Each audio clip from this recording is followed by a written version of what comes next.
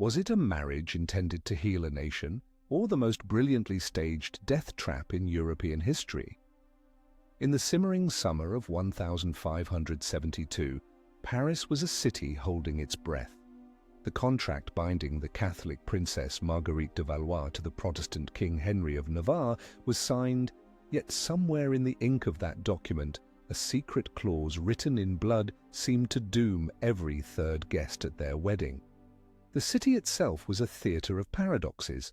Opulent feasts for the royal wedding guests unfolded while the common folk starved, their piety curdling into a fanaticism that saw a devil in the eyes of every Huguenot who had dared to enter their holy city.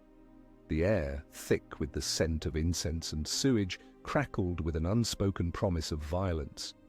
This was not a celebration, it was an occupation. Thousands of Protestant nobles had followed their charismatic leader, Admiral Gaspard de Coligny, into the Catholic heart of the kingdom. They came for a wedding, believing it a symbol of a new era of peace. They did not know they were walking into a cage whose door was about to be slammed shut. The Admiral himself was the eye of the storm. Coligny, the stoic, battle-hardened leader of the Huguenot cause, had become a confidant to the young, impressionable King Charles IX. He whispered in the king's ear of a grand new destiny for France, a united war against Catholic Spain in the Netherlands, a war that would drain the poison of religious strife and forge a new French identity in the crucible of a common cause. For Catherine de Medici, the Queen Mother, this was more than a political maneuver. It was a usurpation of her own influence over her son. She, the master puppeteer of the Valois court, saw her strings being cut one by one. She had arranged this marriage to balance the factions, not to have one of them seize control of the throne. To her, Coligny was not a peacemaker. He was a cancer that needed to be excised before it consumed the monarchy itself. The kings of that century believed they ruled in the name of God, but too often they acted at the instigation of the devil. The city watched the Huguenots with a mixture of fear and contempt. These austere, black-clad provincials, with their psalms and their supposed piety, were an affront to the vibrant, sensual, and fiercely Catholic spirit of Paris. Every sermon from the city's pulpits painted them as heretics, spawn of Satan, a fifth column sent to defile the sacred capital. The powerful de Guise family, leaders of the ultra-Catholic faction, fanned these flames with personal fury. They held Coligny responsible for the assassination of their patriarch, Francis, Duke of Guise, years earlier. For them, this was not about politics or religion. It was about vengeance, a blood debt that could only be paid in kind. Young Henry de Guise, handsome and ruthless, moved through the wedding festivities with a predator's grace, his eyes constantly on the Admiral. Peace was the public proclamation, but war was the private prayer on the lips of half the court. The tension finally snapped on the morning of August 22nd. As Admiral de Coligny walked from the Louvre back to his lodgings, a shot rang out from an upper-story window. The arquebus ball tore through his hand and lodged in his arm. The would-be assassin, a man in the employ of the de Guise family, made a clean escape. The attack failed to kill the Admiral, but it succeeded in killing the fragile peace. The city erupted. Enraged Huguenot nobles stormed into the Louvre, their hands on their sword hilts, demanding justice from the king. They openly accused the de Guise family and hinted at the Queen Mother's complicity. They swore that if the king would not give them justice, they would take it themselves. What would you do if you were the ruler of a kingdom on the brink of collapse, where your every decision could lead to a bloodbath? For Charles IX, a neurotic and anxious young man who lived in the shadow of his formidable mother, their threats were a nightmare made real. He had genuinely liked and admired Coligny. He had seen in the Admiral a path to becoming his own man, a true king. Now he was trapped. He visited the wounded Coligny, weeping at his bedside and promising to find and punish the perpetrators. But his promises were as fragile as his own nerves. The Huguenots were rattling their sabres, the de Guises were plotting their next move, and the people of Paris were a mob waiting for a torch. The wounded admiral had unwittingly become a martyr in waiting, and his blood was the spark that would ignite the pyre. In those last hours of peace, Paris was no longer a city of light, but a darkened stage where the actors were taking their places for a tragedy of unprecedented scale. The assassination attempt was a catastrophic miscalculation. It was meant to decapitate the Huguenot movement by eliminating its leader, a single surgical strike. Instead, it had merely wounded the beast and made it furious. Now thousands of armed and angry Protestant nobles were demanding retribution, their presence in Paris a direct threat to the crown. The atmosphere in the royal chambers of the Louvre grew thick with paranoia. Every shadow seemed to hide an assassin. Every whisper sounded like a conspiracy. The de Guise faction, having failed in their attempt, now feared Huguenot revenge. Catherine de Medici, seeing her carefully constructed peace accord crumbling into dust, feared a Protestant coup that would depose her son and seize the state. The choice before them was stark and terrible: either hand over the de Guises to the Huguenots, which would mean surrendering to one faction, or silence the Huguenots once and for all. The Royal Council convened in a state of high panic. The discussions were frantic, fueled by fear and rumors. Reports, possibly fabricated, flew of a Huguenot army massing outside Paris, ready to storm the city and avenge their leader. The spectre of civil war, a conflict that had already torn France apart 3 times in the preceding decade, loomed over them. Catherine de Medici, her face an inscrutable mask, argued with cold, terrifying logic. A war they might lose was coming anyway. The Huguenots were here, in Paris, concentrated and vulnerable. It was a unique opportunity, a chance to eliminate the entire leadership of the rebellion in a single night. A preemptive strike, she argued, was not murder. It was surgery to save the body politic. She presented it as a grim necessity, an act of state preservation. King Charles IX was caught in the crossfire of his own court. He was torn between his affection for Coligny and his deep-seated fear of chaos, a fear his mother had cultivated in him his entire life. He resisted. He paced the room, sweating and stammering, horrified by the monstrous proposition laid before him. He was the king, anointed by God to protect all his subjects. How could he sanction a massacre? But Catherine, along with his brother Henry of Anjou and the other members of the war party, pressed him relentlessly. They painted lurid pictures of a Protestant takeover, of his own assassination, of the Valois dynasty ending in blood and disgrace. They questioned his manhood, his ability to rule. They told him that his hesitation was weakness, a betrayal of his crown and his Catholic faith. A ruler who cannot make a terrible choice is not a ruler at all, merely a placeholder for the next tyrant. The psychological pressure mounted for hours, a relentless assault on the king's fragile will. Legend has it that at the height of his torment, Charles suffered a complete nervous breakdown. In a fit of rage, drenched in sweat and possibly tears, he screamed the infamous words, kill them all, so that not one is left to reproach me." Whether he spoke these exact words is lost to history, but his consent, however reluctant or hysterical, was given. The decision was made, the Rubicon had been crossed. The moment the king gave his assent, the character of the operation changed. It was no longer a shadowy conspiracy by one faction against another. It was now an act of the state bearing the royal seal. The machinery of official violence was set in motion with chilling efficiency. The city gates were ordered shut and chained. The river traffic was halted. Paris was sealed, turned into a giant killing jar from which there would be no escape. The captains of the city militia were summoned to the Louvre. Proscription lists, likely prepared in advance, were distributed. These were not just the names of prominent Huguenot lords. They included ministers, scholars, merchants, artisans, anyone of influence who subscribed to the Protestant faith. The Duke Henry de Guise was given the special task of finishing the job he had started, the personal elimination of Admiral de Coligny.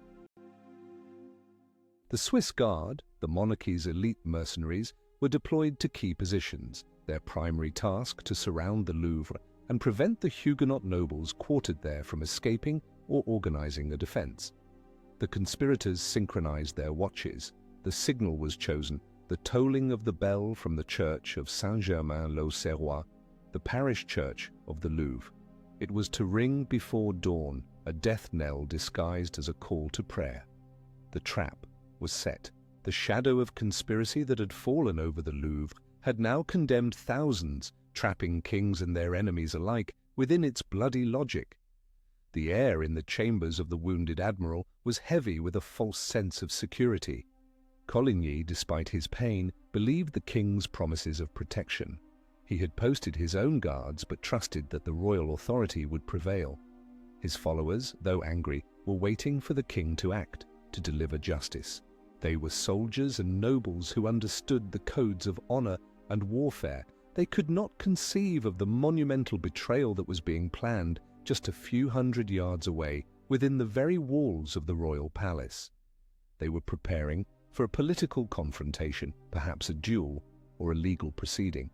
They were not prepared for an extermination. The city outside was quiet, but it was the unnatural silence of a predator holding its breath. The final hours of August 23rd ticked away, each second bringing the city closer to an abyss from which it would not emerge for a generation. The first clang of the bell from the tower of Saint-Germain-l'Auxerrois cut through the pre-dawn stillness. It was earlier than scheduled. Panic among the plotters, or perhaps impatience, had pushed the timetable forward. The sound, a deep, resonant toll, rolled across the rooftops of the sleeping city. For most Parisians, it was a familiar call to morning prayers, but for a select few, it was the overture to a symphony of slaughter. This was the signal. Almost immediately, other church bells began to answer, a discordant chorus spreading across Paris, awakening the city not to prayer, but to a state-sanctioned massacre. The night of the long knives had begun. At the head of a company of soldiers and his own retainers, Henry de Guise galloped to Coligny's residence.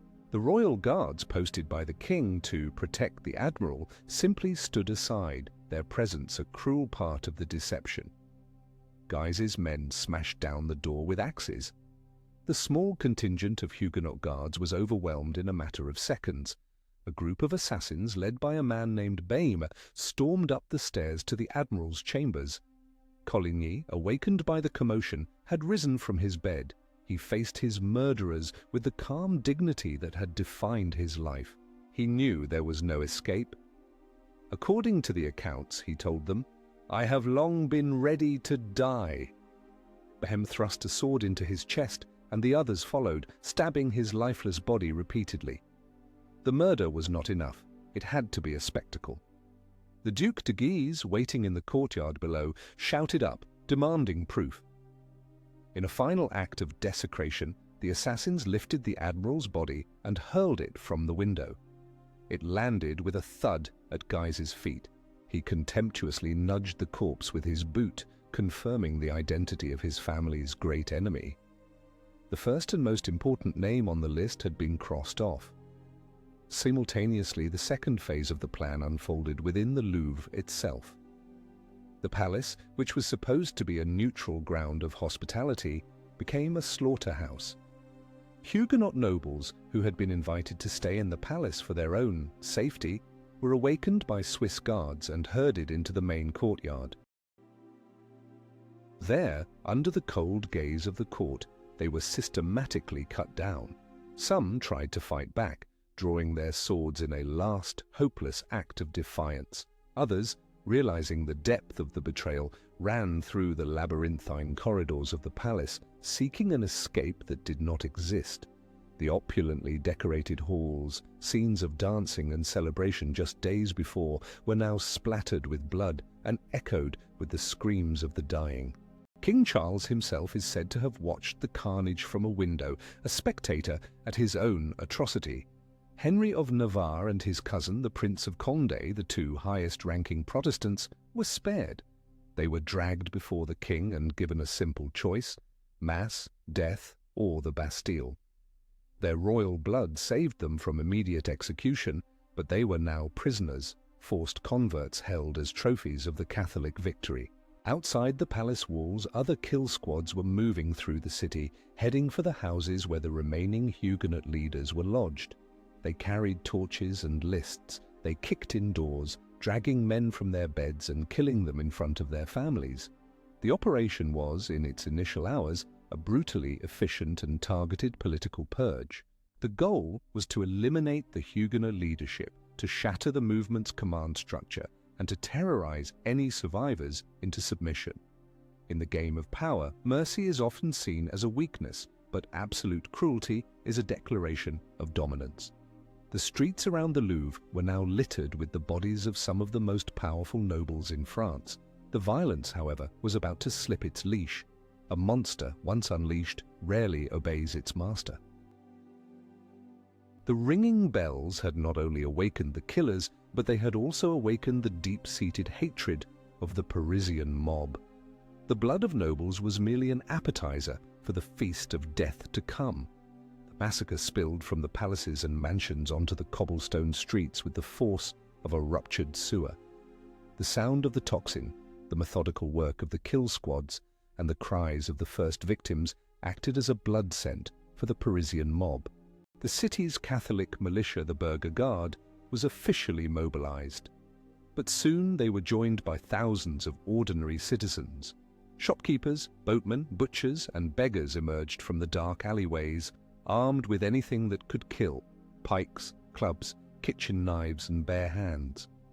What had begun as a calculated political assassination mutated into an uncontrollable urban pogrom. The signal for murder was simple and terrifying: a white cross crudely chalked on the door of a suspected Protestant household, or a white armband worn by the killers to distinguish friend from foe in the chaotic darkness. It was a carnival of death, and the price of admission was a profession of the correct faith. Paris went mad. The thin veneer of civilization, of neighborly tolerance and civic order, was stripped away in a matter of hours, revealing the primal savagery beneath. Religious fanaticism, stoked for years by incendiary priests, provided the justification, but the motives for the killing were as varied as human sin itself. It was a chance to settle old scores, to cancel debts, to seize a rival's property, to indulge in bloodlust with the full blessing of both church and state. Huguenot homes were systematically looted before being turned into charnel houses. Entire families were slaughtered, from elderly grandparents to infants in their cribs. The streets became a hellscape of unimaginable cruelty. Men were shot, stabbed, and bludgeoned to death. Women were violated before being killed. Bodies were thrown into the Seine until the river ran red, so clogged with corpses that for days afterward, no one would eat the fish caught downstream. Can you imagine the terror? To be awakened by the screams of your neighbors, to see a mob with torches and pitchforks at your door, to know that your faith, your very identity, has been declared a capital crime. What would you have done if you were on the streets of Paris that night, become a victim, a murderer, or a silent witness? Many tried to flee, but the city gates were locked. They were cornered rats in a trap. Some sought refuge in the homes of Catholic friends or relatives, testing the bonds of kinship against the tide of hysteria. A few, a precious few, were hidden and saved. But for every act of compassion there were 1,000 acts of brutality. The violence took on a ritualistic quality. The body of the murdered Admiral Coligny was abused for days by the mob. It was castrated, dragged through the streets, and eventually hung by its feet from the public gallows at Montfaucon. This was not warfare, it was extermination. The usual rules of engagement, which afforded some protection to non-combatants and allowed for the ransom of noble prisoners, were completely abandoned. A person's wealth or status offered no protection. In fact, it often made them a more tempting target for looters. The slaughter continued with relentless fury for 3 full days. The initial order from the king had been to eliminate the Huguenot leadership. But the mob, once unleashed, made no such distinctions. Anyone who was a Protestant, or was suspected of being one, or was simply in the wrong place at the wrong time, was fair game. The king and his council, who had lit the fuse, now watched in horror as the entire city exploded. They had intended a swift, surgical strike, but had instead given birth to a monster of popular fury that they could no longer control. The city had become an abattoir, a place where social norms had ceased to exist. Children played in the blood-soaked streets. People laughed and cheered as bodies were tossed from bridges. It was a moment of collective psychosis, a terrifying demonstration of how easily a human population can be whipped into a frenzy of murderous hatred. The authorities made a few half-hearted attempts to restore order, but the genie was out of the bottle. The massacre only began to subside when there were few Huguenots left to kill, and the murderers themselves collapsed from exhaustion. In the aftermath, a chilling silence fell over Paris, broken only by the buzzing of flies and the barking of dogs feasting on the dead. The city was left to reckon with its own monstrosity. But who was truly responsible for this descent into barbarism? The crazed mob on the streets or the cold-eyed plotters in the palace? This leads us to the heart of the matter. In the anatomy of a massacre, who bears the greater guilt? Is it the fanatic who wields the knife, driven by a belief in a higher cause, or the cynic who gives the order, using that fanaticism as a political tool? Let us know your thoughts in the comments below. Who were the architects of this terror? Was it, as the royal court would later claim, a spontaneous and regrettable eruption of popular anger, a defensive reaction to a discovered Huguenot plot? Or was it a premeditated act of state-sponsored mass murder planned and executed with cold-blooded precision? The truth, as always, is a murky confluence of both. History is rarely a case of pure heroes and villains. It is a story of flawed people making terrible choices under immense pressure. The ultimate responsibility must lie with those who held the power to either unleash or restrain the violence, and their motives were a toxic cocktail of fear, ambition, and political survival. At the center of this web sits Catherine de Medici, the Queen Mother. For centuries, she has been cast as the principal villain, the black-hearted Italian schemer who orchestrated the entire affair.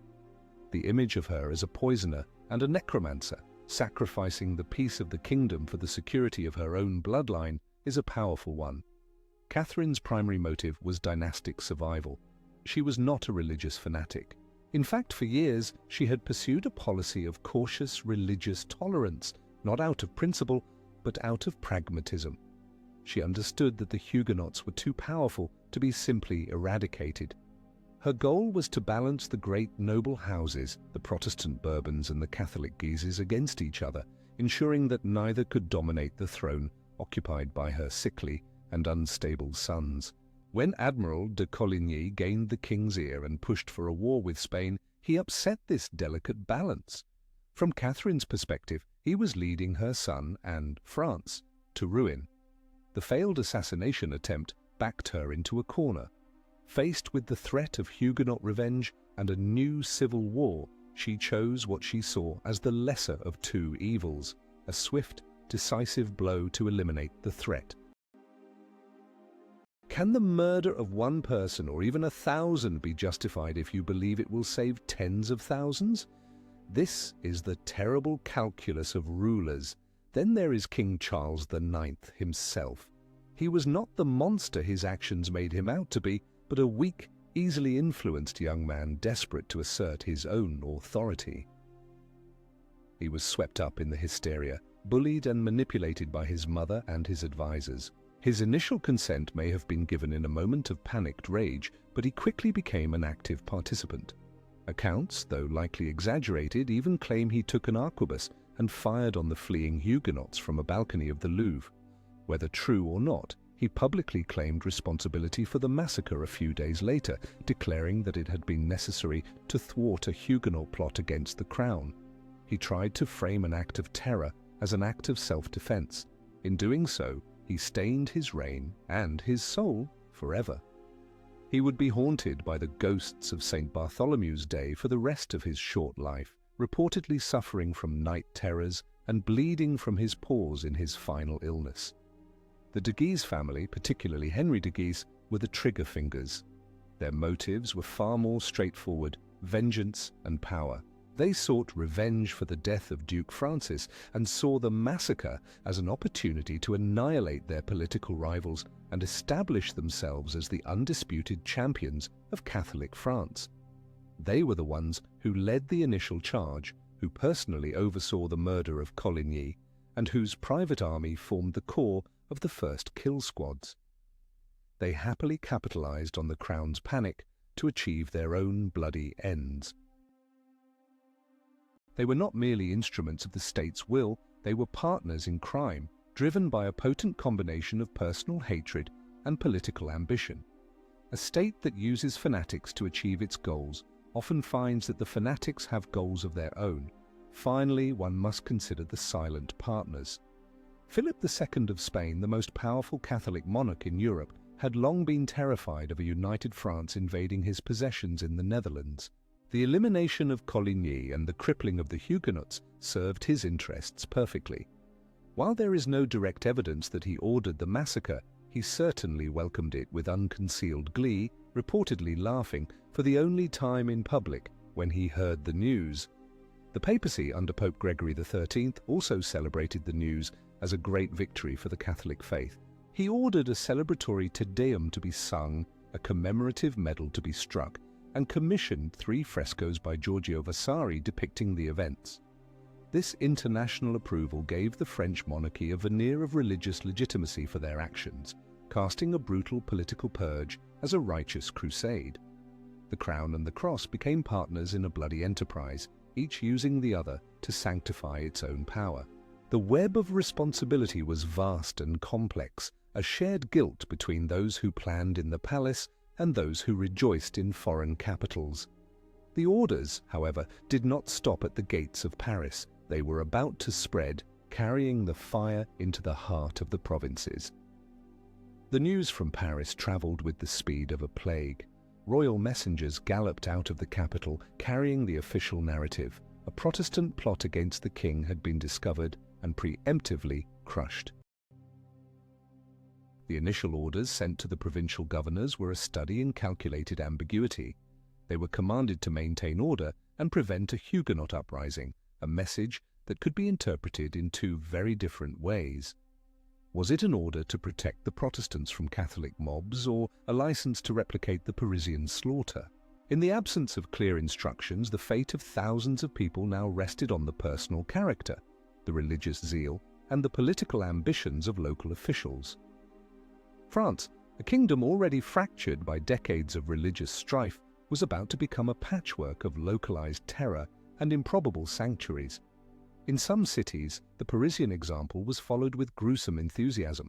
In Orléans, Lyon, Rouen, and Toulouse, local authorities, spurred on by ultra-Catholic preachers and factions, organized their own massacres. The patterns were chillingly similar to Paris. Militias were formed, lists of prominent Huguenots were drawn up, and the slaughter began. In Lyon, the city's executioner refused to take part, stating that he only killed in the name of official justice. His scruples were noted and then ignored as the militia and the mob took over, butchering hundreds and throwing their bodies into the Rhône. The violence in the provinces was in some ways even more intimate and terrifying than the anonymous slaughter of the capital. Here, neighbors killed neighbors, people who had shared the same streets, markets, and sometimes even friendships, now hunted each other down in the name of God. Yet the fire of fanaticism did not consume all of France. There were remarkable instances of courage and humanity. In cities like Bordeaux and Nantes, the local governors and municipal leaders refused to carry out the implied orders for a massacre. Some commanders simply ignored the ambiguous royal commands, interpreting them as a call for calm. They confined the most rabid agitators, protected the Protestant minority, and managed to keep the peace. The Bishop of Lisieux, a man of genuine Christian charity, famously preached that the church's doors were open to all of God's children and personally sheltered fleeing Huguenots in his palace. These acts of defiance show that the massacre was not an inevitability. It was a choice made by individuals at every level of power, from the king in his council to the mayor in his town hall. A leader's greatest test is not in times of peace, but in moments of madness when he must choose between the roars of the crowd and the whispers of his conscience. The response of the Huguenots themselves was varied and desperate. In some areas, caught completely by surprise, they were slaughtered without resistance. But in the Protestant strongholds of the south and west of France, such as La Rochelle and Montauban, they barred their gates, manned their walls, and prepared for war. The massacre, intended to annihilate the Huguenot cause, had instead given it a new, terrible purpose. It was no longer a political struggle for influence at court. It had become a fight for sheer survival. The dream of peaceful coexistence was dead, drowned in the blood of Paris. Now the only options were conversion, exile, or war to the death. The St. Bartholomew's Day massacre did not end the French wars of religion. It ignited the fourth, and arguably the most brutal, phase of the conflict. France descended once more into open civil war, a country committing suicide in slow motion. The chaos that Catherine de Medici had sought to prevent by ordering the death of a few dozen men had now engulfed the entire kingdom, proving that violence, once embraced as a tool of statecraft, has a terrible habit of consuming the very state it was meant to protect. The Queen Mother had won the battle for the Louvre, but in doing so she had set her entire kingdom ablaze and sealed her own dark legend in the annals of history. The immediate political goal of the massacre was, in a grim sense, achieved. The Huguenot leadership was decimated, the movement was headless, terrified, and thrown into disarray.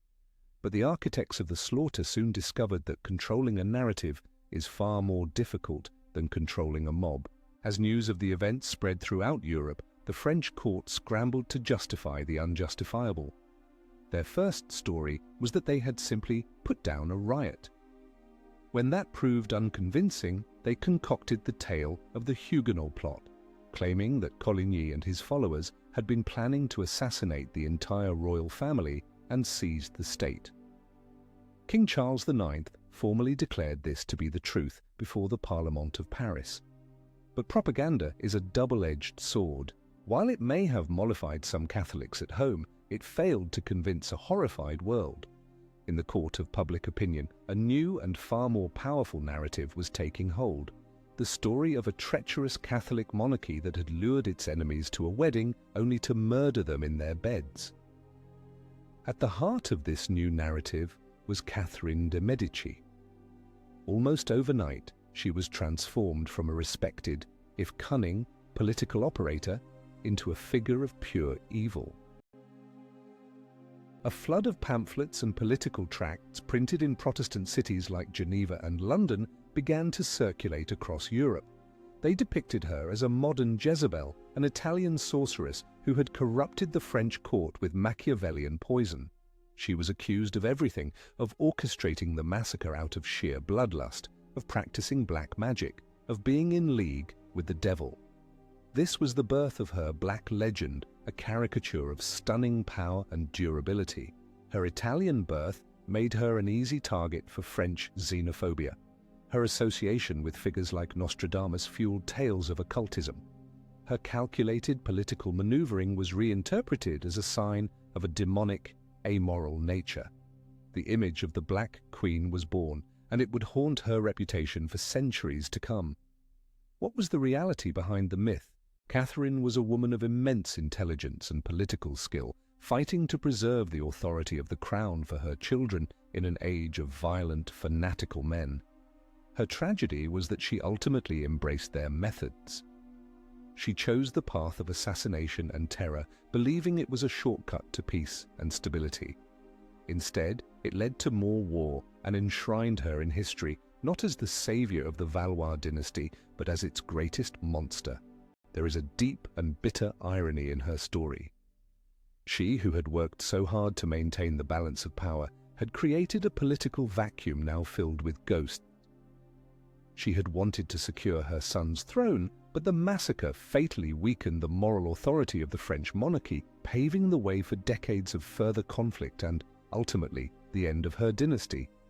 A throne built on a foundation of corpses is a throne that will never be secure. The psychological toll on Catherine must have been immense, though her public demeanor remained as stoic as ever. She had unleashed a force she could not control and sullied her family's name for all time. She had hoped to be remembered as the mother of kings, the preserver of France. Instead, she would be remembered as the queen of a bloody wedding, a butcher who wore a crown. This brings us to a timeless question of leadership and legacy. When a ruler makes a monstrous choice for what they believe is the greater good, how should history judge them? Is it by their intentions, which may have been aimed at preserving the state, or by the bloody consequences of their actions? Share your verdict in the comments. The world, too, would have to render its verdict, and the shockwaves from Paris were about to shake the very foundations of European politics. The news of the massacre rippled across Europe, creating a geopolitical earthquake. The reactions in the various capitals were a perfect mirror of the continent's deep religious and political divisions. In Catholic Spain, the mood was triumphant. King Philip II, France's great rival, and the self-styled champion of the Counter-Reformation, saw the slaughter as a divine victory. It eliminated the threat of a French Protestant alliance against him in the Netherlands and dealt a crushing blow to the Huguenot heresy. When the messenger from Paris arrived with the news, the usually dour and impassive Philip is said to have laughed aloud, a rare, and in this context, terrifying display of emotion. He wrote to Catherine de Medici, congratulating her and proclaiming the news to be one of the greatest joys of his entire reign. For him, the end, the defense of Catholicism, justified any means, no matter how bloody. In Rome, the reaction was equally jubilant. Pope Gregory XIII saw the massacre as a righteous act, a blow struck against the enemies of the true faith. He led celebratory processions through the city, ordered the singing of a Te Deum, and declared a jubilee. A medal was struck to commemorate the event, one side bearing the Pope's image, the other an angel with a cross and sword, slaughtering the fleeing Protestants under the inscription Huguenotorum Strages, or Slaughter of the Huguenots. He commissioned the artist Giorgio Vasari to paint a series of frescoes in the Vatican's Sala Regia depicting the massacre, placing it alongside great military victories of the Catholic faith like the Battle of Lepanto. For the papacy, this was not a crime to be mourned, but a triumph to be immortalized in art and metal, a clear message to the Protestant world of the power and ruthlessness of the restored Catholic Church. If Madrid and Rome celebrated, the Protestant capitals of Europe reacted with shock, horror, and incandescent rage. In Geneva, the spiritual home of Calvinism, thousands of Huguenot refugees began to stream across the border, bringing with them first-hand accounts of the atrocities. The city became a center for the printing of anti-French propaganda, fueling the black legend of Catherine de Medici and the Valois court. In the Protestant principalities of Germany, the massacre was seen as a terrifying omen, a sign of what Catholic powers might do to them if given the chance. But the most significant reaction came from London. The court of Queen Elizabeth I, England's Protestant monarch, went into official mourning. When the French ambassador came to offer the official explanation of a foiled Huguenot plot, he was received by the Queen and her court in absolute silence, all of them dressed in black. It was a stunning diplomatic rebuke. The massacre shattered the possibility of an Anglo-French alliance against Spain and pushed England further into its role as the primary defender of the Protestant cause. Beyond the immediate diplomatic fallout, the St. Bartholomew's Day massacre had a profound and lasting impact on political thought. It became the ultimate example of royal tyranny. In response, a new and radical political theory began to emerge from Protestant thinkers, known as monarchomaque theory. Writers like François Hotman and Philippe de Mornay argued that a king who murders his own subjects forfeits his right to rule. They asserted that there is a contract between the ruler and the people, and if the ruler breaks this contract, the people have the right, indeed the duty, to resist, depose, and even execute him. This was a revolutionary idea. It directly challenged the prevailing doctrine of the divine right of kings and laid the intellectual groundwork for the English, American, and French revolutions centuries later. The kings who celebrated the massacre believed they were reinforcing their absolute power. Instead, they had inadvertently sown the seeds of their own destruction by demonstrating that a monarch's power, when monstrously abused, could and should be overthrown. The blood of the martyrs in Paris became the ink in which the first modern theories of revolution were written. The wound inflicted on France that night was not just physical, it was a deep, spiritual trauma that would fester for generations. The St. Bartholomew's Day massacre was not a conclusion, it was a point of ignition. It did not heal the divisions in France, it carved them into the very soul of the nation with a bloody knife. The immediate aftermath was not peace, but a war of renewed ferocity and bitterness. The Huguenots, far from being cowed into submission, were radicalized. Their struggle transformed from a quest for religious rights into a desperate war for survival against a monarchy they now viewed as fundamentally evil and illegitimate. For the next quarter of a century, France would be torn apart by a series of brutal civil wars, conflicts that left the countryside ravaged, the economy in ruins, and the royal authority in tatters. The Valois dynasty, which Catherine de Medici had sought to preserve through bloodshed, would wither and die, its last kings consumed by the very cycle of assassination and fanaticism they had helped to unleash. There is a profound historical irony in the story's final act.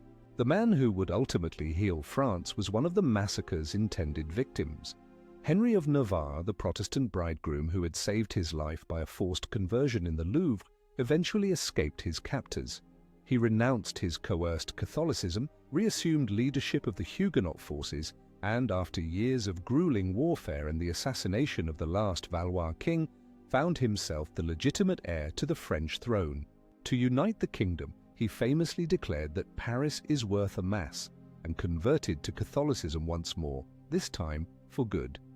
As King Henry IV, he issued the Edict of Nantes in 1598, a revolutionary decree that granted Protestants unprecedented rights and freedoms in a Catholic nation.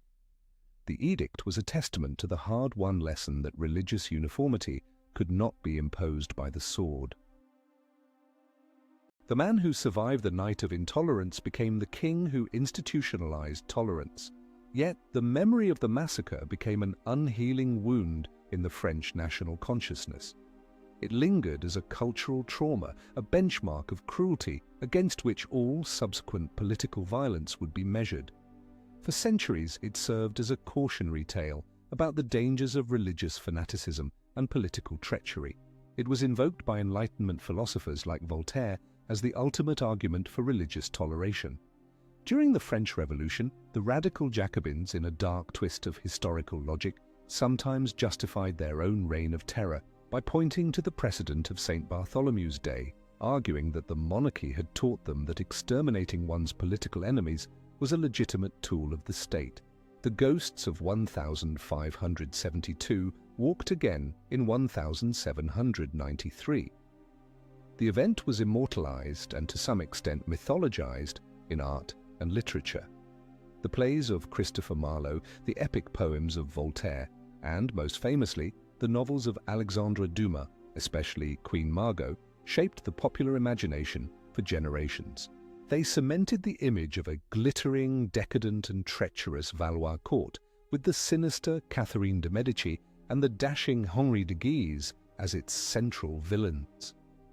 These stories, while not always historically precise, captured the essential horror of the event, the betrayal of trust, the fusion of piety and murder, the night when a kingdom turned on itself. An event of such magnitude is never truly over. It echoes through the ages, its meaning reinterpreted by each new generation. It is not just a scar on the body of a nation, It is a permanent part of its DNA, a reminder of the darkness of which it is capable. The past is never dead. It's not even past. And the ghost of Saint Bartholomew would prove to be a remarkably persistent one, its lessons disturbingly relevant far beyond the borders of France or the confines of the 16th century.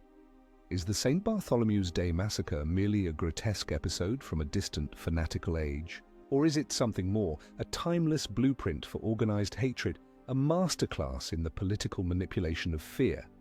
Look closely at the mechanics of the slaughter. First, you define a group of people as other, as heretics, as traitors, as a threat to the nation's purity and security. You dehumanize them through relentless propaganda, turning neighbors into monstrous caricatures. Second, you create a crisis, a pretext for action, a failed assassination attempt, a rumored plot. Any spark will do to ignite the powder keg of popular fear. Third, you provide a signal, a symbol that grants the mob permission to act, transforming individual anxieties into collective violence. A church bell, a white cross on a door.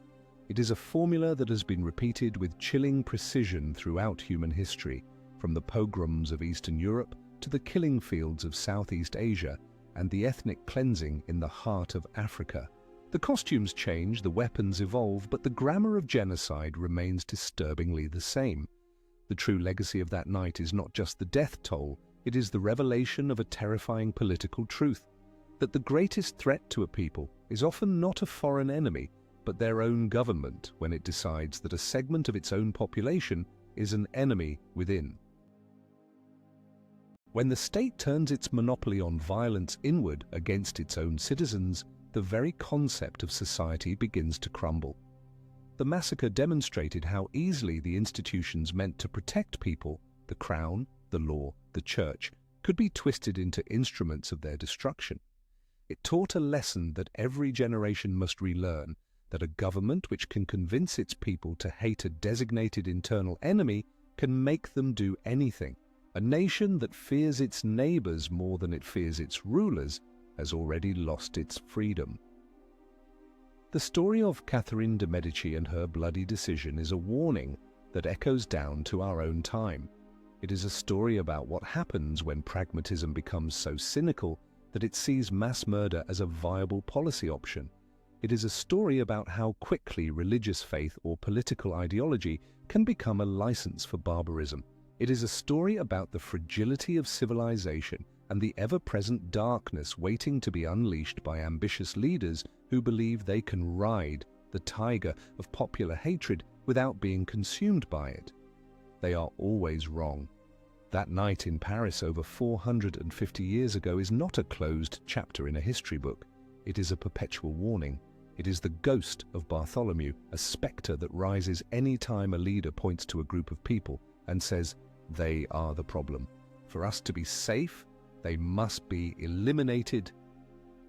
The story of the St. Bartholomew's Day massacre shows how easily a state can turn its citizens into enemies and order their destruction for the greater good.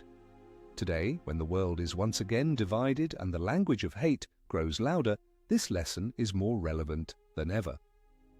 Tell us, what do you consider the greater threat? An external enemy threatening your borders, or an internal one designated by the government? Write your answer in the comments. Your opinion is very important to us.